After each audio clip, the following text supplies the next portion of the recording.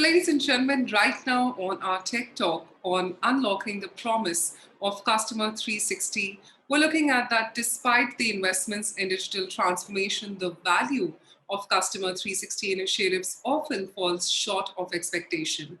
With trusted data being a core challenge, learning how to have healthy data drives value across all stages of customer journey and also increasing your ROI is what is going to be looked upon in this Tech Talk.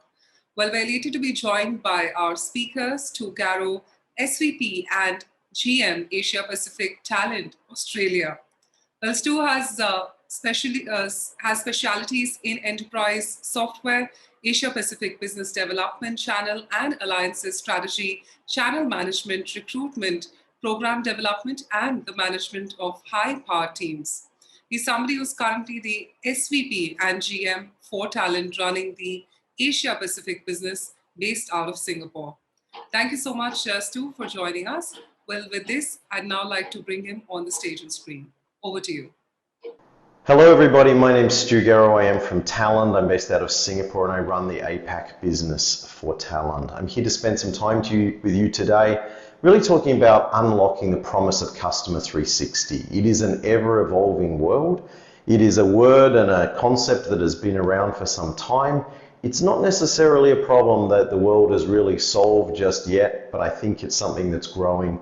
And this should be an interesting session where we can discuss some of what Talend sees in the market as being the real challenges and how we can resolve some of those things. So Customer 360 is critical to any form of modernization. It's often been said, nothing happens until somebody sells something. That means we need customers. Customers mean they want a great experience. Now, Customer 360 initiatives are part of what many organizations will use in their digital modernization of their organization. And it's about delivering compelling, connected, and frictionless experiences rapidly to customers, because that's what they expect. And we have to be able to do it at the scale that they expect it to happen. So for an organization, really what this means is things like higher marketing efficacy. So when I'm doing my marketing, I want to be much more targeted, I want to be much more focused on the individuals, and I need a much greater result for every dollar that I spend on marketing. I need to be able to sell and do it quickly with a higher velocity than I've ever done before. And that means not only selling to new customers, it also means selling to existing customers because they tend to be even faster than new ones. It's about making sure that we keep the customers that we have, our customer retention. We know that something like 5 out of every 6 customers will leave an organization after a single bad customer support experience. So they expect when they have an issue and they phone you up, they contact your support desk, that you will know who they are. And it's also about faster product innovation. We want to be able to use that knowledge of our customer, being able to surround them to be able to drive much faster innovation within the organization. Now we know that the customer experience, this is something that continues to grow. And if you look over the sort of 10-year period between 2015 and 2026, we're sort of in the middle of that process right now. But research and markets really show the exponential growth that's happening in this experience, this customer experience market. And it's being driven by a number of things and very much accelerated by things like COVID-19. But it's that push to digitalization, its use of technologies like cloud, it's the increasing amount of artificial intelligence used in every aspect of the business and how we better understand the customer that we have. It's the expectation that customers will have an omni-channel experience. They'll start on one device, they'll finish on another device. They expect it to be treated the same. They expect to be able to continue an experience across those platforms. And it's also about customer analytics, wanting to know as an organization, how do we make business decisions based on what our customers are doing that mean the greatest for our investors and for our business to ensure our success as a business. But the question is, why are we still struggling with this? This is not a new problem. This has been around for a while. Yet we know at the end of the day that 93% of people still get emails from organizations trying to market things to them for which they have no interest whatsoever. So somebody's Customer 360 marketing engine is really not working. We know that customer support leaders say they're not meeting expectations 58% of the time. We also know that I think 5 out of 6 of every one of those customers is likely to change their supplier or their vendor, the organization they're dealing with, based on a single bad experience. And having that knowledge of who you are and what you are to the organization is that critical experience that people expect. And 66% of people are still unhappy with the experience they get when dealing with organizations. They want to be treated as an individual. They want to make sure that no matter who they call, they're being treated the same. And today, we as an industry are still failing to deliver that outcome. So if we take the retail part of the market as an example, what we have is really a siloed, disconnected, low quality data coming from many different sources that actually derails marketing efforts. We have data coming in from our CRM, which is a perfectly good silo all of its own, and we track a whole bunch of things about our customer there. But equally on the other end, we have our ERP system that we probably use for our billing and invoicing and all our asset management, our stock control levels and things. And that has to link back to the data that's coming from our CRM. On the more human side of it, there is the whole social and web, and I've got a plethora of different social media sources where there's different pieces of knowledge we can learn about each of our customers, and the rules about what we're allowed to learn there are changing all the time. And then we have our customer support team that is trying to use all of this information to deliver a great support experience, but also they're learning about the customer and providing that data back to the organization.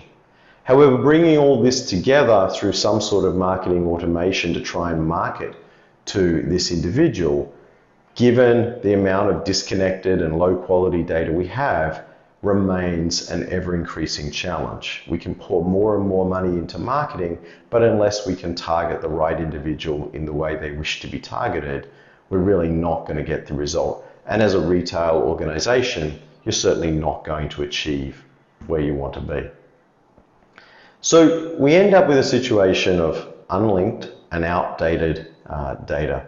So where, for example, as social media may be moving very quickly, and I'll update my details there, the data that we have in the CRM may be broken and not connected to that, which means we end up out of date as to someone's current status, where they are, etc. We end up with things like multiple emails, where we end up believing that an email is that unique identifier for an individual, yet the situation is that we have multiple of them for each individual, and we don't realize they are in fact the same thing. We also have a lack of access to relevant data to be able to do our marketing support. We won't necessarily be able to pull all the right data in the way that we want to be able to run those marketing campaigns. And this is really a situation that we refer to as data chaos. And data chaos really leads us down this thought path that the problem is that all of these things are interconnected. People really need a data agility, right? They need the ability to move and change. They need to be able to change technologies. They need to be able to move their data to the cloud. They need to be able to move it from one cloud to another, or they need to be able to move it back on-prem. They don't necessarily have that, but it starts to link to everything else. That links through to compliance. As I start and move data and it's all siloed, then I don't have the compliance that I need because it's being stored in different places. I don't have the visibility that my people can get access and self-service access to that data. And not only accessing that data, but knowing whether it is, whether it's valid, whether it's high quality, or what the data actually means. If I misunderstand what a piece of data is, then I'm going to use that data and deliver the wrong outcome and the wrong experience. Too many silos. The silos of data, and I blame SaaS for a lot of this, and I don't think in any way SaaS is a bad thing. The software applications that come out of the cloud today, they're wonderful. They're They're relatively cheap, they're good, they embody best practices, they're amazing for organizations. But every one of them, by definition, creates another silo, and it isn't necessarily something where we want to break those silos down and copy all that data somewhere else. We're going to have to use it in real time out of those different silos, and the number of those silos is increasing. And finally, it really comes back to things like quality. If I don't have great quality spanning all of the different sources that I have, then that quality tends to impact everything else, every other piece of usage of that data, whether that's a customer experience, a compliance experience, a developer experience. It's going to be the wrong experience. And so this combination of data chaos is really what creates the headwinds that stop us modernizing. So in order to get there, it's really time to stop the chaos. And this is where we believe there is some answers to this. And a lot of this for us is embedded in the concepts of data health. And data health, and I'll define it for you, is a holistic state of the utilization maintenance of data across the organization to support effective and efficient business decisions over time. Now, effective decisions are ones that are the right decisions for the business based upon the data. It is a single platform that's going to span right the way across the organization. It is being done efficiently that I need the right data at the right time, and I need to be able to get it quickly and easily, without massive expense to the business. But it's also about delivering the right decisions. Now, sometimes when we think about decisions, people will jump to more of an analytics kind of thought process here, where I'm thinking about, a business leader looking at a dashboard and making a decision on behalf of the organization. But there are many, many decisions made at every point in time. Some of those decisions will be things like a customer making a buying experience. They're using the same data that we're using within the business, and they're making a decision, do I want to buy this product? Does this appeal to me? Do I want to buy 3 of them instead of 1?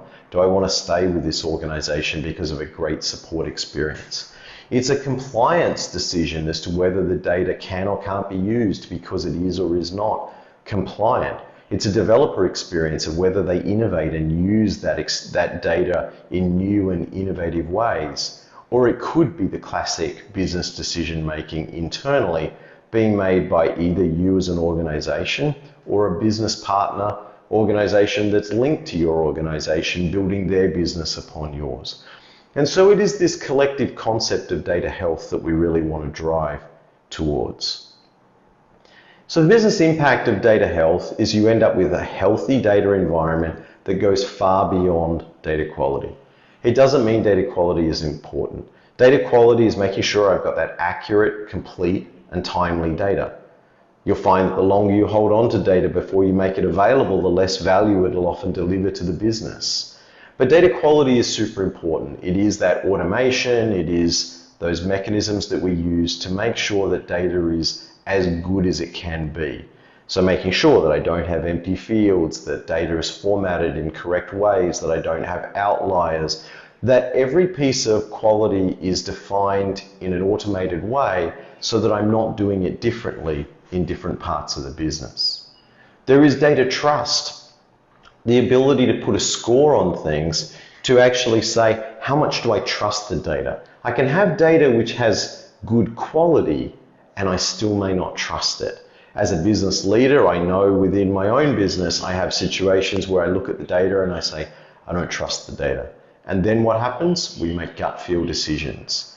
All right? And that's where we want to avoid that by really having a quantifiable way of looking at how am I going to create trust around my data. And that includes things like usage of the data. The more people that use this data, the more I will trust this data. The more I trust it, the more social impact I have on this data, the more I'm going to trust that data.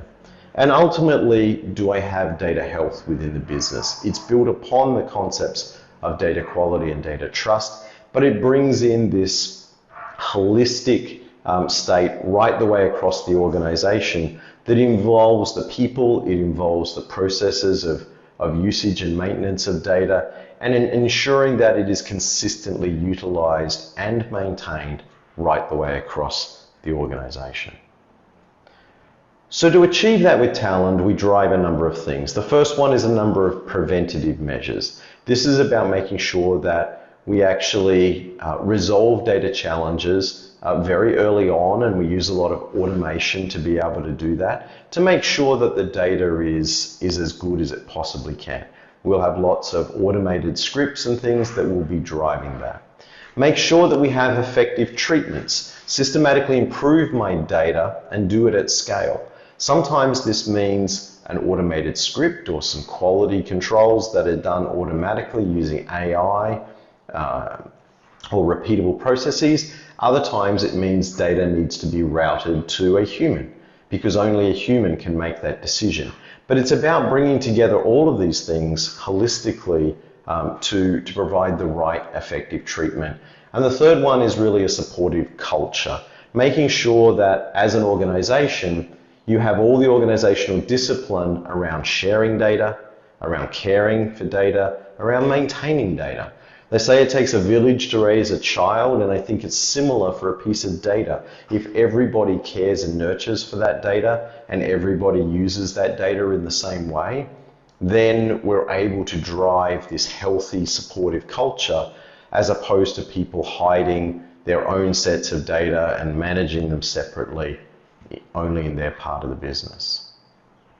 So what we want to do is build trust at every part. You'll see the heat map here of how we think about trust.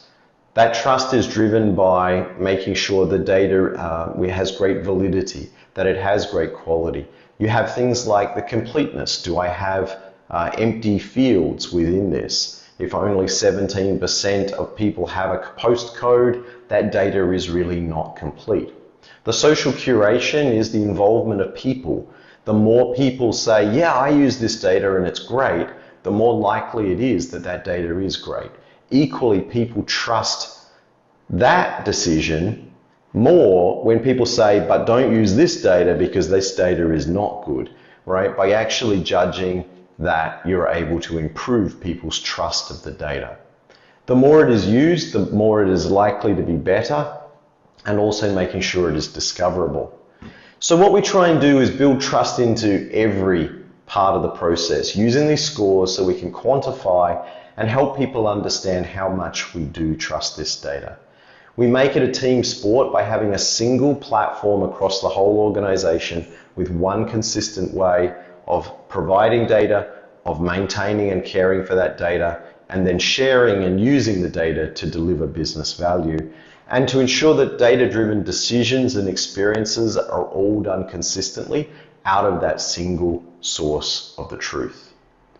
A few examples for you here. Globe Telecom, if you're not aware of them as an organization, one of the two major telcos in the Philippines. They have about 70 million subscribers from memory. And they're an amazing organization because about 98% of their customers are prepaid. And one of the things with a prepaid customer is they have no loyalty whatsoever. And especially, when many of those are relatively low income individuals, they will move for a better deal to a competitor very quickly. So Globe Telecom enacted a set of preventative measures to automate their data quality and scoring, to improve their data cleansing and their data quality, while incorporating more data sources, bringing together more data sources to really improve their marketing campaigns. Because when you've got 70 million subscribers, you really have to do marketing efficiently. They were able to increase the number of trusted email addresses that they had by 400%. Imagine if you could hit 4 times as many people. And then, as it went on, they were able to get the visibility and the trust of their data with their trust scores visible daily instead of monthly. The return on investment is pretty amazing, a 30% reduction in cost per lead. I'll jump to the bottom one, an 80% increase in click-through rates with an additional 13% increase in conversion rate. One multiplies by the other. These are amazing across the number of customers they have, and it's been a critical determinant in the success of their marketing campaigns. Thank you so much, Stu, on that.